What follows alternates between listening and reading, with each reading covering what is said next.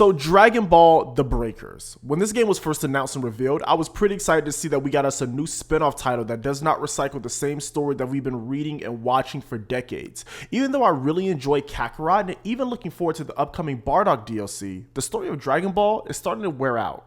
So what kind of game is The Breakers? Well, if you ever played Dead by Daylight, you know what you're getting yourself into. You essentially can play as a survivor or a raider, and well, you know the rest. Now that the game's beta is out, I decided to take a break from recording Bayonetta content and play a few hours of the beta. So let's get into it.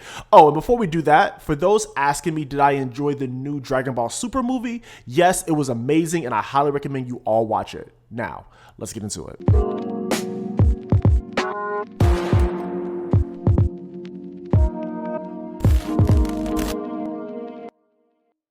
So for full transparency, I'm playing this beta on the PlayStation 5, but this game is multi-platform, so you could try this game out on PC, Xbox, and Switch as well. When you start the game, you create your own character. Now, the character customization is super basic in comparison to other games nowadays, but it's better than nothing, kind of reminding me of the Xenoverse character creator. And speaking of, the Time Patroller Trunks is here, so yeah, I guess it kind of takes place in the same world and universe as Xenoverse. After you create your custom character, you have a tutorial to do, which I assume is going to lead into the actual story of this title, and to be completely honest, I don't think this is a game I'll be playing for story. Unless the game will introduce a new villain that's canon to the Dragon Ball universe or something like that, I think I'll pass on the single player experience here, but it's here if you want it. So once that's done, you are now in the hub world where you can buy cool gear for your character, new moves and attacks, and much more. It's essentially a place for you to prep your character for the multiplayer. Now, since this is just the beta, you can only unlock and buy so much, but yeah, check it out. Once you're done customizing, dressing up, and buying attacks for your characters, you can hop into an online match,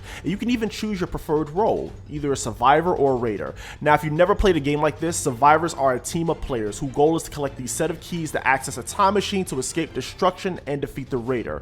As the raider, your goal is to hunt down and kill the survivors and cause as much havoc as possible. So yeah. I found both roles to be pretty fun. Being a survivor, trying not to be seen, collecting items, and getting in these deep caves and exploring, I really enjoyed that. And as the raider, it's essentially a power trip, destroying buildings and whole areas, running down on people. It's just so fun to do. I recommend playing as both and getting a feel of how each role will differ from each other. Now, as a survivor, you're not completely helpless. You can collect energy that allows you to use moves that you have equipped. You can also activate the spirit of your favorite Dragon Ball heroes and their moveset. I never use this to attack the raider necessarily, but I will use it to cover a large piece of land very quickly and fly to the point where I can set keys. So yeah, it has its use. Now, the only complaint that I have, the controls when controlling the raider can be a bit awkward at first, and I would also have an issue just moving around in tight areas with the camera. So hopefully when the full game is released, the controls and the camera will feel a bit smoother and better. I got used to it after a while, but during my first playthrough, it was a bit rough. So since this is a beta, I can't really give this game a full review just yet, but based on what I played today, it was a great time. This game is only $20 USD, and it is shockingly low considering the amount of potential content that could be here. Now, they could also make that up with the pricing of DLC and microtransactions, but we'll see once the full game is released. This is a fun time. I'm not a huge multiplayer guy, but with this one, I could definitely see me and my friends getting down with this. I thank you all for watching, and I'll see you next time.